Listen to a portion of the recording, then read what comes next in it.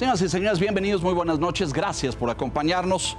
Esto es La Silla Roja, este espacio abierto al diálogo, a la crítica, al análisis, a la reflexión. Sean todos ustedes bienvenidos, gracias por acompañarnos. Hoy recibimos de manteles largos, déjeme decirle, a una mujer con una trayectoria en el Servicio Exterior Mexicano de larga experiencia, la embajadora Roberta Layú, que ha servido como representante diplomática en México en muchas asignaciones. Ahora revisaremos algunas. A quien le agradezco profundamente su experiencia académica, escritora, analista internacional y muchas cosas en el camino. Roberta, muchas gracias de verdad. Al contrario, Leonardo, un placer estar con ustedes. Sean Jiménez Lanín, muy buenas noches. Muchas gracias, embajadora, bienvenida. Sean Piz, muchas gracias. Gracias, buenas noches, bienvenida, Roberta. Vivimos un momento donde parece que el mundo, ¿no?, o cambia de reglas, o cambia de variables, o cambia de los hilos y las columnas que nos detuvieron por lo menos las últimas 2 o 3 décadas. Y hablo de la globalización, del regreso a los nacionalismos, al proteccionismo hoy tan en boga, ¿no es cierto?, defendido por tantos regímenes. La llegada de Donald Trump hace apenas unos días, una semana, a la Casa Blanca de regreso por segunda ocasión, como que ha simbrado todo esto. Y hoy todo está en duda. China está con Rusia, o China se va a pelear con Estados Unidos, o le van a poner aranceles a China, pero eso parece que son más bajitos que los que nos van a poner a México y a Canadá. O sea, está todo como que muy revuelto. Y hay mucha gente allá afuera, querida embajadora, angustiada y preocupada. Y cuando escribimos y platicamos con internacionalistas, pues hablan de que hay grandes variables en el mundo que están cambiando, un nuevo orden. Entonces, bueno, la hemos invitado por admiración y por respeto, evidentemente, pero además porque usted sabe, usted ha servido, ha recorrido mucho kilometraje en embajadas, en representaciones internacionales, en organismos multilaterales y sabe de estas cosas. Entonces, a lo mejor debiéramos empezar por decir cuál es el estado hoy de las relaciones de México con el mundo y cómo estamos con Europa, Asia, nuestros aliados. ¿Seguimos siendo aliados de América del Norte o es una alianza que va a entrar en cuestionamiento? Este mito eterno, usted sirvió en América Latina, este mito eterno de nuestra hermandad latinoamericana que nunca se concreta en una unión, en una integración, en un canal. Entonces, empezamos por ahí y luego, si quiere, vamos por continente, si le parece bien. Nunca han sido más cercanas nuestras relaciones con Estados Unidos. Ese es un hecho. Tenemos un tratado de México, Estados Unidos, Canadá. Previamente tuvimos un tratado para América del Norte. Somos socios comerciales, somos el primer socio comercial de los Estados Unidos. Tenemos una profunda integración en nuestras cadenas de producción, la industria automotriz, la industria aeronáutica. No se podría explicar sin esta integración entre México, Estados Unidos y Canadá también. Entonces, es una realidad esta creciente integración de América del Norte, no solamente de las cadenas de producción, también es una integración humana. La creciente población de origen mexicano en Estados Unidos nos convierte en la primera minoría. Hay hoy en día un creciente número de ciudadanos por arriba de la afroamericana, ¿no es cierto? Hoy ya la hispana es la primera minoría. Sí. Y hay un creciente número de estadounidenses y canadienses residiendo permanente y temporalmente en México. Se habla de 1 millón, 1,5 millones y hasta 2 millones ahora con los nómadas digitales que se han venido de los Estados Unidos y otro tanto de Canadá, que aparte, igual que las aves, emigra durante el invierno a México. Entonces, hay un mayor conocimiento, un mayor interés y una mayor integración, no solo económica, sino también cultural. El español es el segundo idioma de los Estados Unidos, es el tercero de Canadá, porque obviamente es un país bilingüe, francés, claro. Inglés, francés, pero el español sigue. Y los los canadienses son muy conscientes de la importancia de los trabajadores mexicanos que van cada año a Canadá y que regresan. Hay un programa de trabajadores migratorios extraordinario. Con permiso ilegal y todo esto, México claro. y Canadá, que ojalá sirviera de ejemplo a los Estados Unidos. Claro, reducido en tamaño comparado a los millones que son en Estados Unidos. Pero esa es la realidad. Somos parte de América del Norte, también de América Latina por razones culturales, y lingüísticas, por el idioma, por la cultura, por la forma en que nos vemos a nosotros mismos, pero nuestra integración económica es con América del Norte, seguimos siendo parte de América del Norte.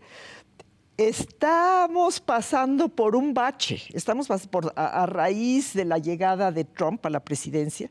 Lo pasamos hace 8 años. Hace 8 años, ustedes recuerdan, Trump quería acabar con el Tratado de Libre Comercio de América del Norte. Dijo que era el peor tratado de la historia, pero no pudo.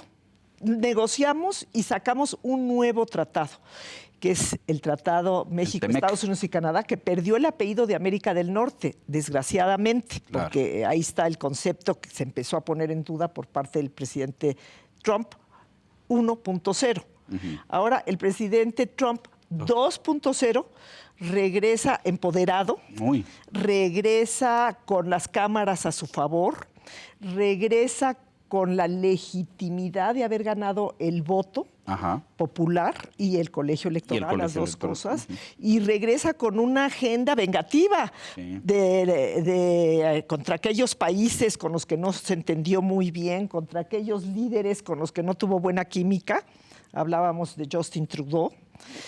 Y regresa con una agenda para empoderar a Estados Unidos en el mundo, como él dice, para hacer a América, se apropia del nombre del continente, pero es Estados Unidos, grande otra vez, para redefinir quiénes son americanos y quiénes no lo son. Una de sus primeras decisiones fue esta de anunciar que ya no iban a ser americanos los nacidos en Estados Unidos de padres o de madre que estuvieran temporalmente allá. Se lo impugnaron, ¿eh? Es decir, ya hay recursos legales en tribunales que le digan, oiga, eso está en la Constitución, no puede usted atropellarlo. Es decir, va a tener batalla legal en ese sentido. Y que ya cumplió con su electorado. Sí, eso es lo que ya les cumplió, porque dijo, yo lo propuse, no me dejaron, ¿no? Igual que con su electorado, vamos a ver.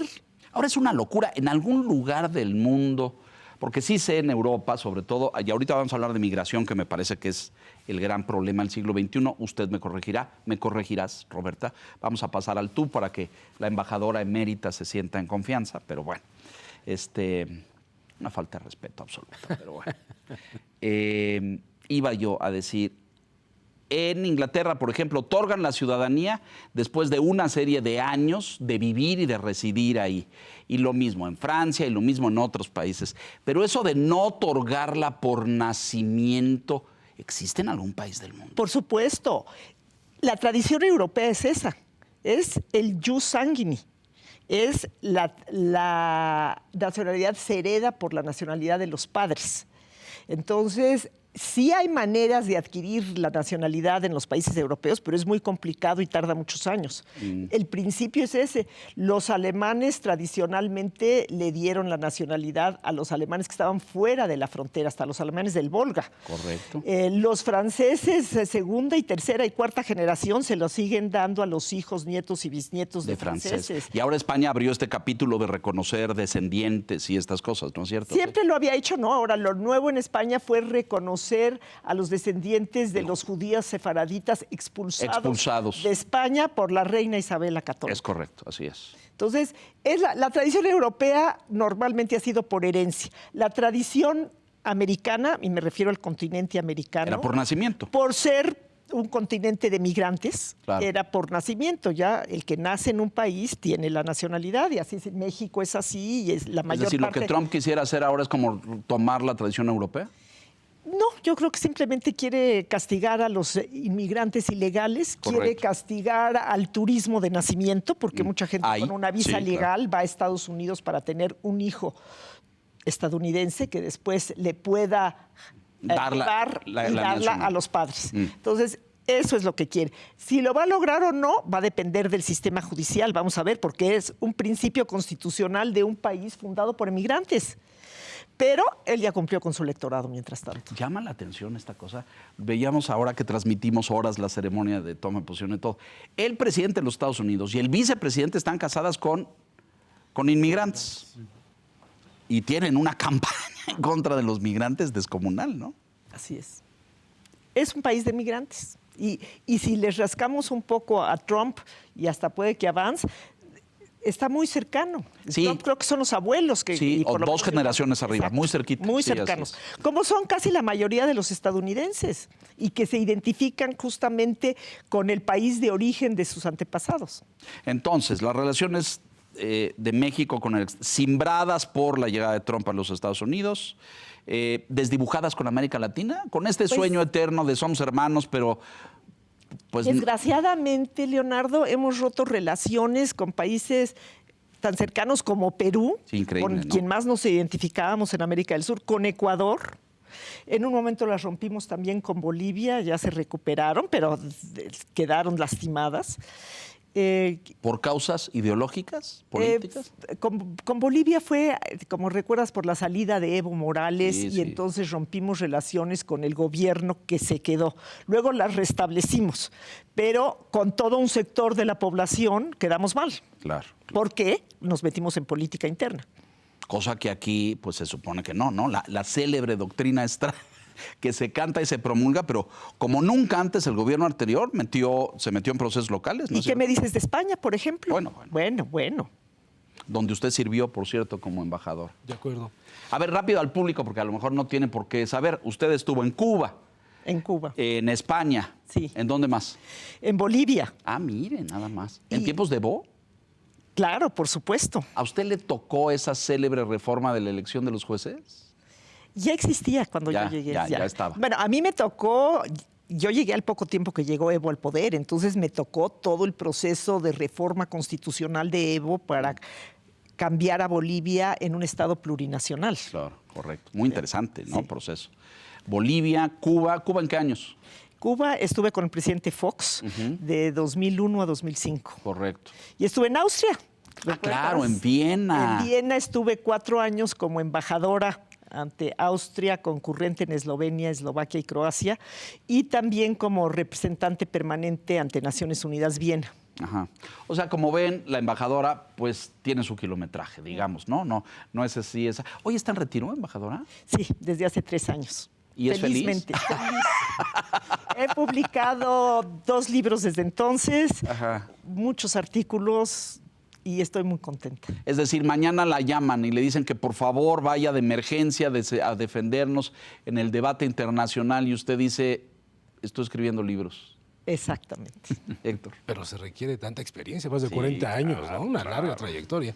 El embajador, el caso de lo que tenemos enfrente y de vecino, Donald Trump, las grandes diferencias para la claridad de la audiencia, ahora que Leonardo estaba comentando que hay varios sectores que están buscando, y lo platicamos fuera del aire, están buscando pues alguna luz para ir entendiendo la nueva realidad en el mundo y la relación entre México y Estados Unidos.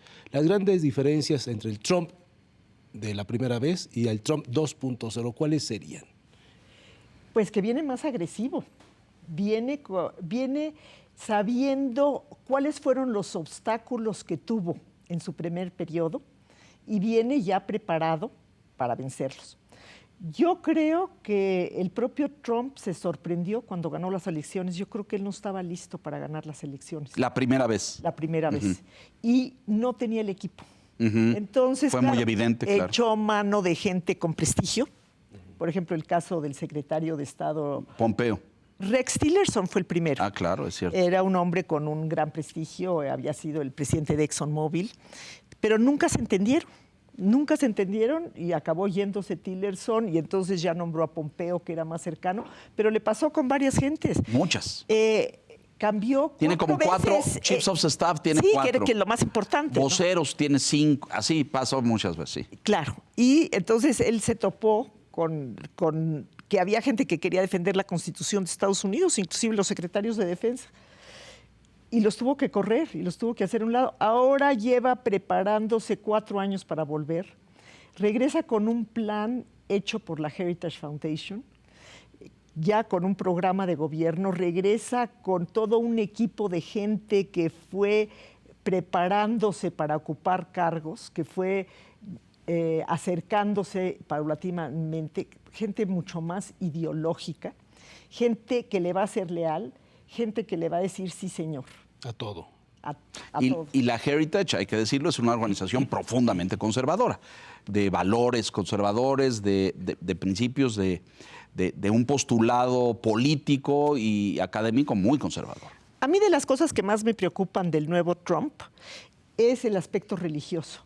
No solamente porque él viene claramente apoyado por todas las iglesias evangélicas conservadoras, sino porque ya vimos en su discurso de posesión, él dice que él fue salvado por Dios. Salvado por Dios para llevar a cabo una misión. Sí, sí, sí. Entonces, qué cosa más peligrosa que sentirse justificado por eso, y que hay mucha gente religiosa, muchos evangélicos, que piensan que en efecto, que Trump, a pesar de sus defectos personales, porque no digamos... Sí, y sus escándalos y todo. Ha cumplido muy bien con la ley de Dios, pero no obstante eso, es el vehículo para llevarlo a cabo. Y esto va a cuestionar algo muy profundo desde la fundación de los Estados Unidos. Estados Unidos, si bien se funda por peregrinos, por gente que viene buscando la libertad religiosa de Europa, en el momento de que se deciden independizar y hacer una constitución, la constitución señala claramente la separación entre el Estado y la Iglesia y permite una pluralidad de iglesias. De credo. De sí, credos, claro. Y una tolerancia muy Sí, grande. por eso hay tantas y tan variable y tan plural, ¿no? Pero ahorita estamos en un momento... Hay un grupo de nacionalistas blancos, religiosos, profundamente cristianos, que hacen su interpretación del cristianismo pues, en sus propias iglesias, ¿no? Ciertamente no están dentro de la Iglesia Católica, que es la denominación más grande, pero no necesariamente la mayoritaria. Entonces, tienen su propia interpretación religiosa y su propia interpretación religiosa de lo que es la democracia y de lo que es los valores que deben de defender. Ya vimos claramente que ahora viene todo el ataque a lo que se llama el wokismo, sí. O sea, la agenda progresista, la agenda que busca equiparar con apoyos y cuotas la igualdad de todos los norteamericanos, la diversidad. Es claro, sexual, religiosa, de género. Lo declaró. Ahora. Solamente hay hombre o él y ella. Sí, pero ojo, muy importante entenderlo, porque pues él por decreto no puede eliminar las preferencias sociales. Lo que hace es que en la política pública de las instituciones del gobierno solo reconoce esas dos. Es decir, todos los estímulos, apoyos, programas sociales para equiparar derechos, él de tajo los elimina. Va para atrás. Exactamente. Bueno, si nada más vemos la foto, la imagen de quienes estaban presentes en el Capitolio, en el discurso de toma de posesión, pues eran muy pocas gentes de color. Ah, bueno, yo lo conté en la ceremonia. 2 hispanos. Claro, fíjense qué interesante esto, porque el secretario de Estado, el señor Rubio, es de origen hispano, es descendiente de inmigrantes cubanos. Sí, pero es como, es profundamente conservador el señor Rubio. No es un representante de la latinidad ni del mundo hispano, es todo lo contrario. Bueno, es por su origen cubano y Florida. Cumple como con el cuadrito, pero era el único. En el evento no había ningún otro líder hispano. Impresionante. Impresionante. Si uno echa para atrás tomas de posesión anteriores, demócratas, digo, la de Barack Obama, ustedes acuérdense, ¿quién canta en la ceremonia de Barack Obama? Aretha Franklin, ¿no? La voz afroamericana más reconocida por décadas en los Estados Unidos. Y ve uno la pluralidad. Eso se acabó. Yo escribí en la semana que termina, estamos de vuelta a la supremacía blanca, embajadora. Totalmente. Y esa supremacía blanca tiene un tono muy religioso. Sí, quizás una de las diferencias de Trump 1.0 con el Trump 2.0 es que antes tenía contrapesos, ¿no? Como fue el caso del Tratado de Libre Comercio de América del Norte, cuando él quiere denunciarlo y lo quiere echar abajo y decir, ¿por qué es el peor tratado del mundo y de la historia? Y ahora parece que no tiene contrapesos. Y no solo no tiene contrapesos, sino que llega con este ánimo revanchista buscando no quién se la haga, sino quién se la paga. La pregunta que quiero hacer, Roberta, es, ¿estará en riesgo esta integración comercial y económica entre México, Estados Unidos y Canadá, esta integración humana también? Porque pues él, obviamente, esta idea de que Estados Unidos tiene déficits comerciales muy altos con México, con Canadá, con China, lo ve como un subsidio y dice, vamos a acabar con eso porque están abusando de Estados Unidos. Así es.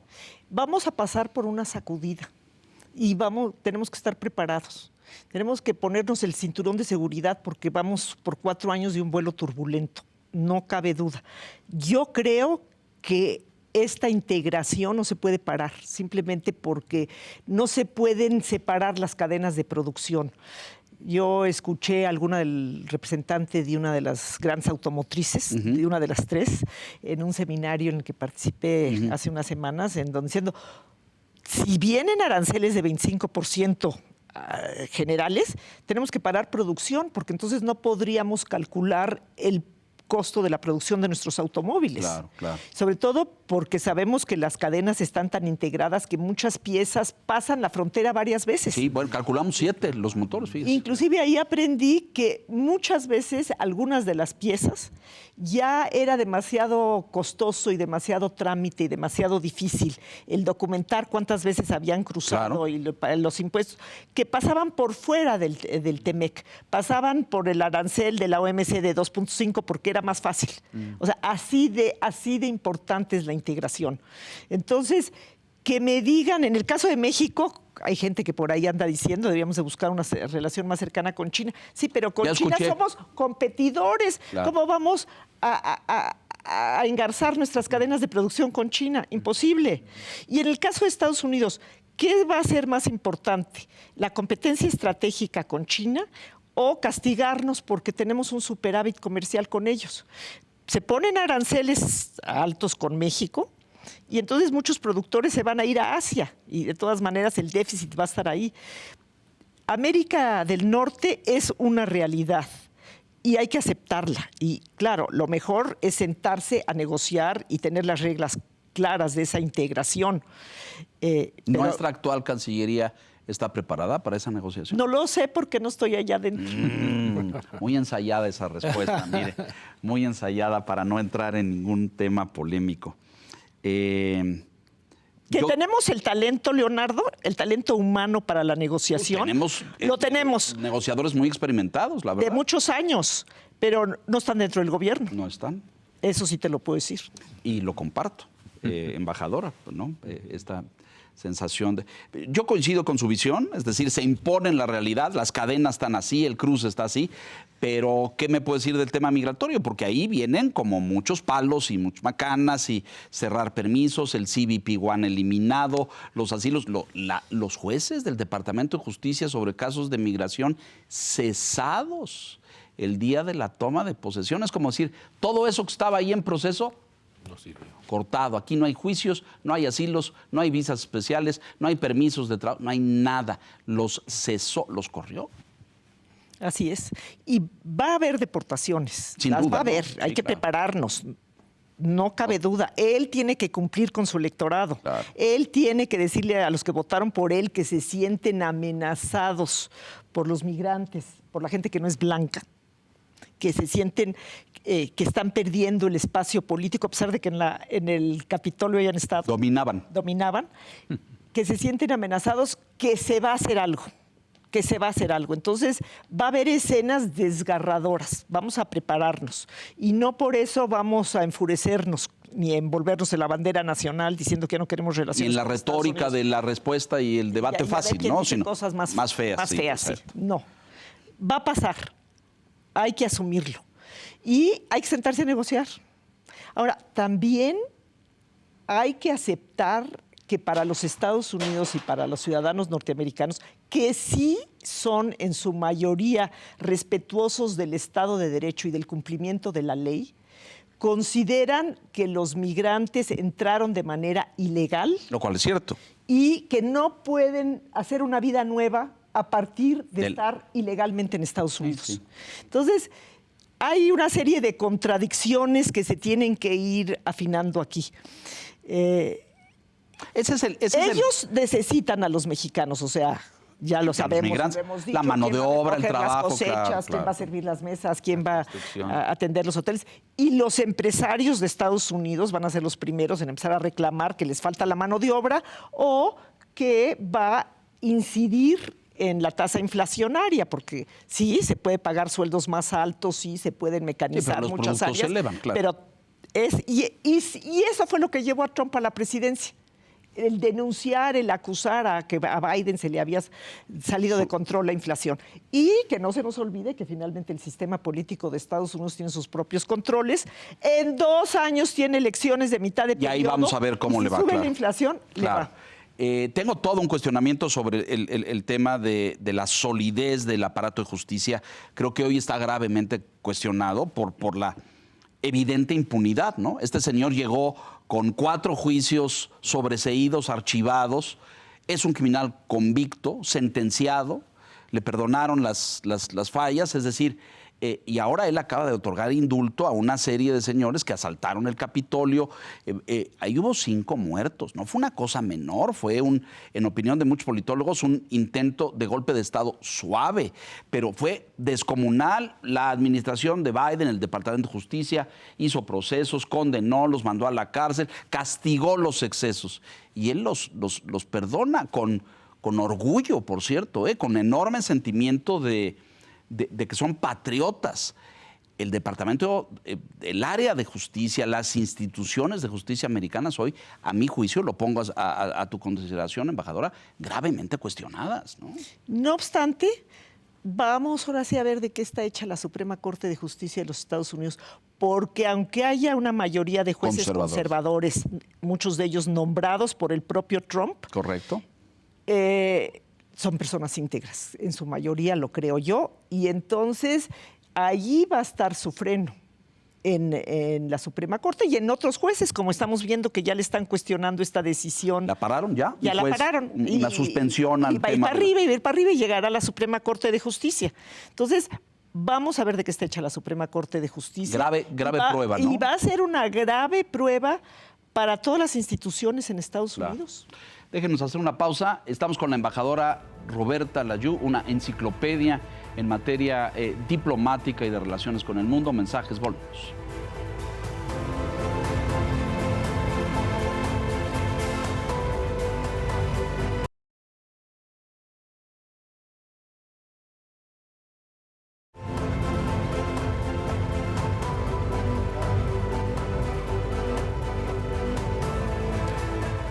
De regreso con la embajadora Layú. Señor Jiménez Landín, por favor. Dentro de lo que se puede considerar como las cartas de negociación que puede tener el gobierno de México, Roberta, ¿cuáles serían? Entendemos la parte comercial, que es muy importante, ¿no? El tema migratorio, pero ¿qué más? ¿Qué más puede tener el gobierno de México para poder responderle como se ve que viene Trump 2.0? La vecindad. No hay argumento más poderoso. Porque como demostró la pandemia, cuando hay una situación de emergencia, el abastecimiento puede llegar de México en todo lugar y en todo momento. Que ese es algo que lo cambia muchísimo. Mira, cuando yo estaba haciendo mi tesis de licenciatura sobre el mercado azucarero norteamericano, en el momento en que se suspendió las compras de azúcar de Cuba por la Revolución Cubana, México fue capaz de cabildear, de negociar y de lograr la cuota de azúcar más alta de ningún otro país. ¿Cómo lo logró? Con ese argumento. ¿Por qué? Porque Estados Unidos es deficitario en materia de azúcar y en cualquier circunstancia México podía proveerlo. Y eso es todo el argumento del nearshoring que ahorita parece estar olvidado. Y que dicen, bueno, no, es que en realidad no es nearshoring, es friendshoring, amigos. Bueno, sí, pero ¿dónde están los amigos que tengan esa capacidad logística de abastecer a los Estados Unidos? O sea, todas las verduras de invierno no van a llegar más baratas y más fácil y en mejores calidad y cantidad que de México. Y eso sabemos muy bien que abastece a todo Estados Unidos y todo Canadá. ¿O qué? ¿Las van a producir en invernadero? Claro. Es mucho más caro. No, o a traerlas de otro lado, que es más lejos, más caro y con mucho mayor riesgo, de Centroamérica o de incluso de Asia. México es el proveedor natural, por eso tiene el número 1, ¿no? No vamos tan lejos del aguacate para el Super Bowl próximamente. Y inclusive en cuestiones industriales, que no hay este problema de los perecederos, en cuestiones industriales, toda esta integración de la cadena de producción, en donde en unas cosas somos mejores nosotros que ellos y ellos en otras, el costo que sería desentrañar, es altísimo. Es claro. altísimo y tarda tiempo. Y en muchos otros bienes, por ejemplo, participé por coincidencia en una reunión en Washington donde la industria farmacéutica de los Estados Unidos está buscando asegurarse que no le vuelva a pasar lo que le pasaba en la pandemia, que no le faltaran los insumos básicos. Pero los insumos no nada más son las medicinas. Las sales, claro. Las sales. Va hasta la fabricación de tapabocas y todo lo que es la medicina industrial, que en Tijuana somos muy buenos para producir prótesis y una serie de cosas increíbles, la industria dental. Entonces, no es tan fácil y la seguridad de abastecimiento solo la tiene México. El papel de Canadá, porque bueno, ahora en la semana en el Foro Económico Mundial hubo una participación de Trump, hizo un guiño a México cuando dice vamos bien y contrasta con Canadá, y dice con Canadá va muy mal todo, todo lo que nos mandan no nos sirve, ¿no? Entonces, pero viene un proceso electoral en Canadá en donde las encuestas ahora están sugiriendo que va a ganar el Partido Conservador. Tiene amplia ventaja, 20 puntos, ¿no? Y se va al Partido Liberal. Y puede haber ahí una afinidad o cercanía entre Trump y el nuevo gobierno de Canadá. ¿Habría una especie de presión contra México? Bueno, todo puede pasar, ¿verdad? Es muy difícil tener una bola de cristal. Yo vería la primera parte, ¿por qué está tan agresivo Trump contra Canadá? Porque quiere asegurarse de que Justin Trudeau no se quede. No repita. Y no porque le cayó mal, porque no se llevaron bien, porque es woke, por muchas razones. Y no se subordinó, hay que decirlo, ¿no? A él le gustan las relaciones de subordinación. No hubo buena química. Es correcto. Y no quiere que ninguno de sus sucesores del Partido Liberal llegue y se quiere asegurar que gane el Partido Conservador. 2, Canadá ha sido más eficaz que México, por lo menos en los años más recientes, en manipular sus posiciones con el Congreso de los Estados Unidos. En Washington hacen el chiste, verdad o mentira, de que la Embajada de Canadá está muy cerca del Capitolio y la Embajada de México muy cerca de la Casa Blanca. Casa Blanca. Nosotros, como tenemos un presidencialismo fuerte, tendemos a creer de manera equivocada que todo se arregla en la casa, claro. y que el Congreso no importa. No fue así cuando negociamos el Tratado de Libre Comercio de América del Norte. Un gran cabildeo. Con todos los congresistas allá en Washington, pero también en sus lugares de origen a través de nuestro sistema consular. Pero después de eso, pues se nos olvidó. Se fue diluyendo. Y nos echamos. En cambio, los canadienses ahí están tocando los timbres, tocando las puertas de cada distrito que les conviene. Claro, ellos tienen una relación muy cercana con todos los estados con del toda norte. La frontera, sobre todo con Michigan, con los de la industria automotriz, pero con todos los estados del norte hay un intercambio importantísimo. Entonces, a veces los canadienses son un verdadero dolor de cabeza para la Casa Blanca, con el inquilino que tenga, porque saben mover el Congreso para parar decisiones ejecutivas. Entonces, ahí también hay parte de lo que está Trump tratando de evitar, que Canadá pueda mover los hilos en Washington. Y quiere un líder que sea más afín, que ese puede ser el que ya está apuntado y desde hace años. El líder conservador. Poilievre. Es muy probable, y que es más cercano en posiciones conservadoras, anti-woke, parecidas a las de Trump, sí. Que Canadá sabe que le conviene más negociar junto con México frente a Estados Unidos, sí. Y que Canadá, pues es como todo sistema democrático, tiene que escuchar a sus gobernadores, allá se llaman premier, son muy poderosos, son muy fuertes, la legislatura favorece su fuerza, pero también tienen que escuchar a sus empresarios. Y sus empresarios saben muy bien, ellos quieren estar muy cerca de México, porque saben que es más fácil negociar junto con México frente a Estados Unidos, Por casualidad estuve en una reunión del North America Forum en Ottawa a finales del año pasado y allí en su mayoría eran empresarios, y había expertos, gente pues de los que creemos en el proyecto de América del Norte. Y todos los canadienses que estaban ahí estaban muy enojados con los premiers que estaban manifestando. Diciendo estas declaraciones. Este hombre, el conservador, ya tengo dudas, y yo creo que ya se enfiló en la ruta de la confrontación, porque hizo declaraciones esta semana terribles diciendo, ¿por qué no un Canadá First en contraposición al America First de Trump? Decir, no, vengan para acá. Y en Davos fueron a ofrecer ventajas comerciales para que el capital no se instale en Estados Unidos. Como Trump hizo grandes ofertas de bajar impuestos y de ofrecerles cosas. Y ese señor dijo, no, mejor vengan para acá. Yo creo que al señor Trump, que es muy voluble emocionalmente, esas cosas no le gustan. Entonces, cuando todo aparentaría que esa afinidad ideológica estaba garantizada, a lo mejor las chispitas de este señor ya no le cayeron tan bien. Perdón, nada más una cosa más. Tenemos que tener una embajada muy fuerte en Canadá, tenemos que hacer un cabildeo muy grande en el Parlamento canadiense y en toda la Federación canadiense, en Columbia Británica y en Alberta. Me da la impresión de que lo tenemos medio abandonado eso, embajadora. Ay, no me he enterado. Ya ven por qué estuvo 40 años en el Servicio Exterior Mexicano. En los foros donde te has presentado, embajadora, has manifestado algo que me ha llamado la atención, que me parece muy importante ahora en este inicio de nuevo gobierno y el nuevo año 2025, que es la unidad para enfrentar estos retos que vienen desde los Estados Unidos. Pues venimos en un país totalmente dividido, todo lo contrario a lo que se requiere ante este tipo de desafíos.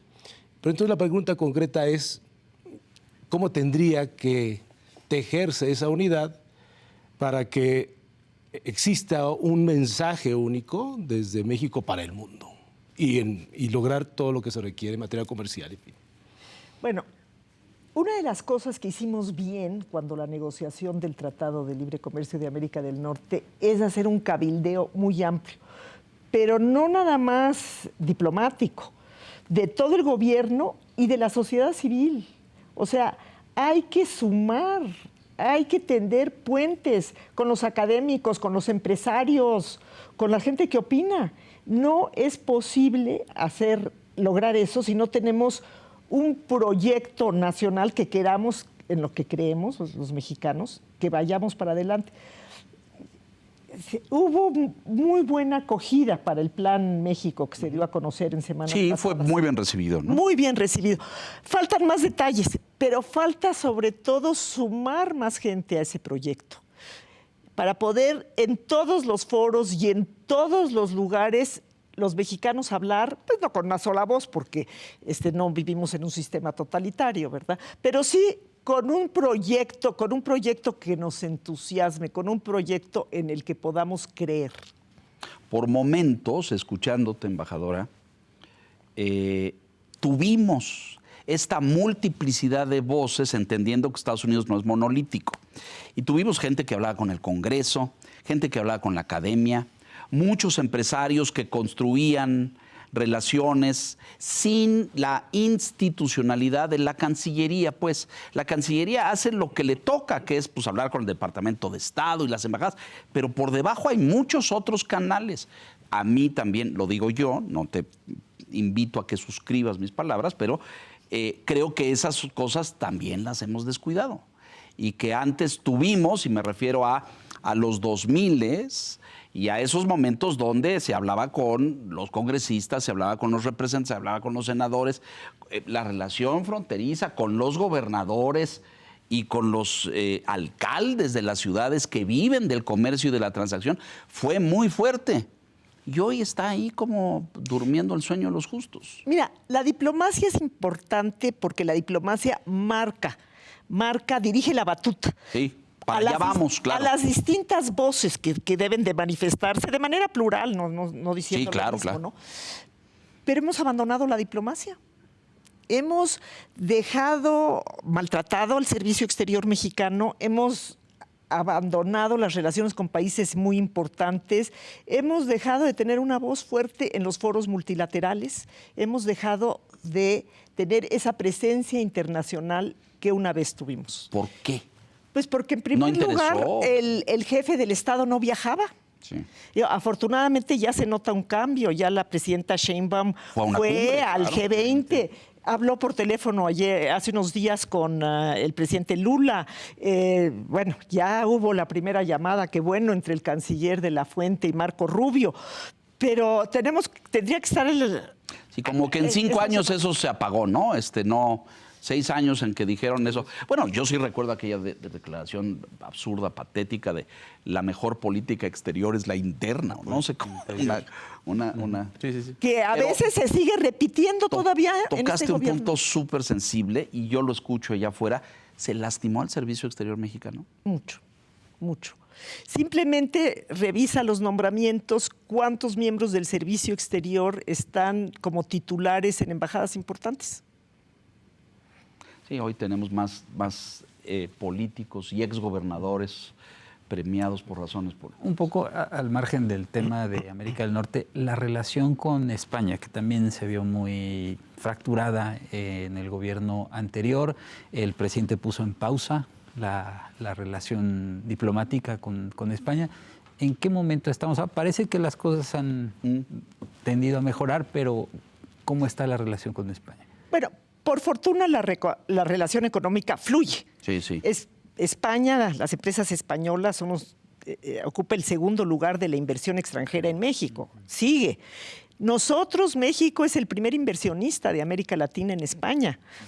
Tenemos la misma lengua, nos comunicamos muy fácilmente, hay una cantidad de intercambio en los aspectos culturales. Sí, claro. El comercio es bajo relativamente porque, claro, es tan fuerte la Unión Europea que España pues comercia básicamente para adentro, ¿no? Pero se podría hacer también mucho en ese sentido. A nivel del público, bueno, los mexicanos queremos a los españoles y los españoles en general nos quieren más a nosotros todavía, nosotros todavía guardamos ahí ciertos recelos. Pero es una relación que fluye, hay que ver nada más cuántos mexicanos viven en España, es la tercera comunidad de mexicanos en el extranjero y creciendo. Es lo que yo, y creciente. Los españoles vienen mucho a México, viven mucho en México, les gusta. Pero a nivel diplomático no ha sido posible. Todavía, desgraciadamente, hubo incidentes en la toma de posesión que no se invitó al jefe del Estado. Claro. Y en consecuencia, el jefe del gobierno tampoco quiso venir. Innecesario, ¿no? Y sobre todo se reconocieron personas de menor nivel como representantes del Estado español, que eran miembros de partidos antimonárquicos o partidos separatistas. Muy desasiado y muy desafortunado, la verdad. La necesidad de reconstruir ahí, me parece. Y no solamente por la importancia que tiene España para nosotros, que tiene un dote muy importante que es la cooperación. O sea, la cantidad de maestros que se forman en España o la cantidad de intercambios profesionales y culturales. Es enorme. Enorme. No hay escritor mexicano que se precie a sí mismo que no quiera publicar y presentar sus libros en Madrid, ¿no? Sino por la tradición que ha tenido España de apoyar nuestra causa en Bruselas ante la Unión Europea. El papel que han jugado los comisarios españoles ante la Unión Europea, los eurodiputados ante el Parlamento Europeo, que ahorita pues no tienen ninguna motivación para apoyarnos, para que ya salga después de 6, 7 años de negociación, que ya está terminado el acuerdo. Con México, la Unión Europea. Se anunció la semana pasada ya el fin de la negociación. Ahora falta que se aprueben los parlamentos. Eso se anunció hace 6 años, ¿ok? Y todavía no se ha ratificado porque hay siempre trámites burocráticos, porque hay que empujarlo. Y no lo hemos hecho. ¿Qué se hace con China ahora? ¿Qué hacemos con China? Pues tratar de coordinar nuestra política con Estados Unidos y Canadá. No podemos... ¿Buscar un equilibrio? Una coordinación. O sea, no podemos aspirar a tener una integración económica con Estados Unidos y Canadá teniendo aranceles distintos, teniendo una política que a ellos les preocupa muchísimo. Ellos también importan por necesidad, porque no es tan fácil desengancharse de las cadenas de producción. Ellos importan más de China. Que nosotros incluso. Son economías más grandes. Claro. Y la inversión china en Estados Unidos y en Canadá, la formal, quiero decir, es mayor que la que hay en México. Sí, pero el crecimiento de la inversión, el índice de crecimiento de los últimos 2 años de la inversión china en México es altísimo. Y también del comercio, o sea, se habla de que entre 10 y 20, cualquier cifra es válida, de la planta de automóviles que están circulando en México son chinos. Bueno, eso quiere decir que estamos dejando de comprar automóviles norteamericanos, o sea, los que nosotros mismos producimos. Correcto. Estamos poniendo en desventaja a nuestra propia industria, porque es una industria norteamericana. Entonces, hay muchas cosas que estamos en desajuste con respecto a nuestros socios comerciales. Y eso es lo que hay que sentarnos a negociar. ¿Cómo vamos a enfrentar la rivalidad con China? Porque que China tiene rivalidad con México, la tiene. México hubiera tenido una posición mucho más ventajosa en el Tratado de Libre Comercio de América del Norte, estoy hablando previo al TEMEC, si no hubiera sido porque China entró a la OMC y empezaron a subir sus exportaciones a Estados Unidos, nos robó muchas inversiones. Bueno, es un decir, nos robó, ¿no? Muchas inversiones que hubieran podido venir a México se fueron a China. Entonces, China es nuestro principal competidor, ya no digamos de Estados Unidos. Con Estados Unidos es en otro nivel estratégico, militar. Sí, seguridad, sí. No, nosotros o las fábricas se van a China o se van a México. Esa es la clave, entonces claro. hay que tener claro con quién queremos jugar pelota. Sí. O sea, coordinación, sintonía, establecer ahí algunos criterios regionales comunes hacia China. Hay gente que piensa que debemos de ir hacia una unión aduanera con Estados Unidos y Canadá para asegurar esa sintonía de criterios. Sintonía de criterios. Ahora, Trump es demasiado soberanista, no va a querer coordinarse con México, no lo va a aceptar como tal, hay que tenerlo claro. Y también muchos empresarios mexicanos no quieren que se bajen los aranceles en temas como el acero, que son menores en Estados Unidos y en Canadá y que nosotros nos homogeneicemos con ellos. Sí. Hay dificultades, pero hacia allá deberíamos de tender. Correcto. Nos quedan 5 minutos, vamos a sacarle el mayor Cuba.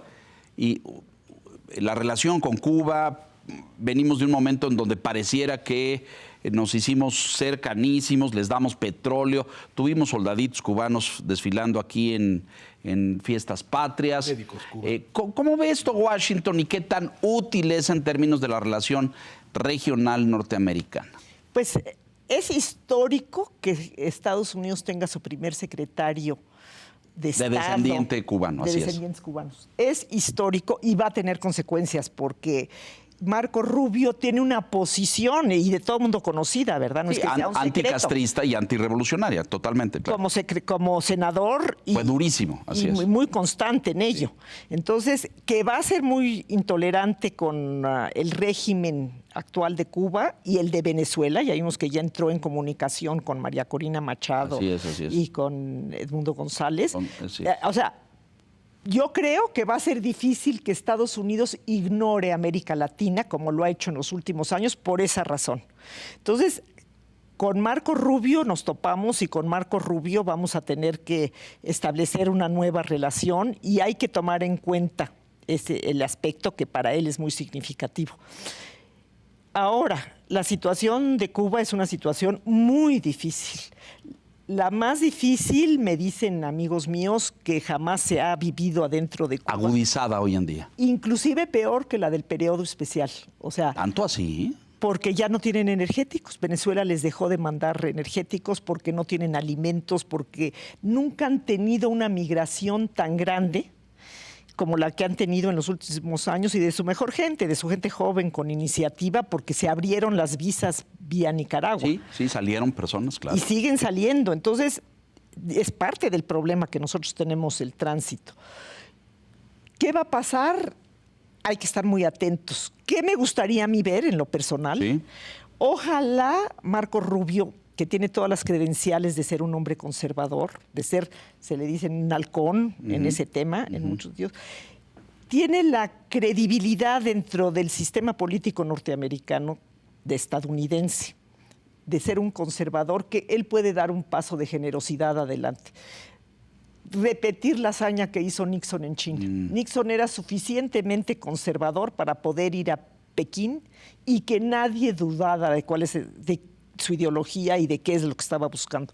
Marco Rubio puede hacer algo similar en el caso de Cuba. Soy escéptico, embajadora querida. Conclusiones. Iba a preguntar brevemente del tema Venezuela, porque bueno, la presidenta como que deja ver cierta distancia con Maduro, pero pues termina enviando al embajador a la... Toma de posesión, sí. Y eso pues acaba legitimando al gobierno de Maduro, ¿no? ¿Qué decir? Me quedo con la frase, abrochémonos los cinturones ante esta nueva... O sea, va a estar turbulento, Roberta. Pero justo eso, ¿vamos a necesitar paracaídas? Yo espero que no. Roberta, bienvenida, siempre un gusto y un privilegio. Repitamos esto porque creo que el año va a estar movido, ¿no? Va a estar así con subidas y bajadas. Se nos acaba el tiempo, señor Piz, gracias, muy buenas noches. Gracias, buenas noches, saludos a todos. Héctor. Muchas gracias, embajador. Roberta Layú, gracias. Gracias. Bienvenida. Ojalá salga solamente de escribir libros y de hacer análisis y te reincorpores al servicio, sería de enorme valía para el país. Ya pasó mi edad de jubilación. A usted que nos hace el favor y la gentileza de escucharnos, la silla roja aquí puntualmente la semana entrante. Hasta entonces, gracias.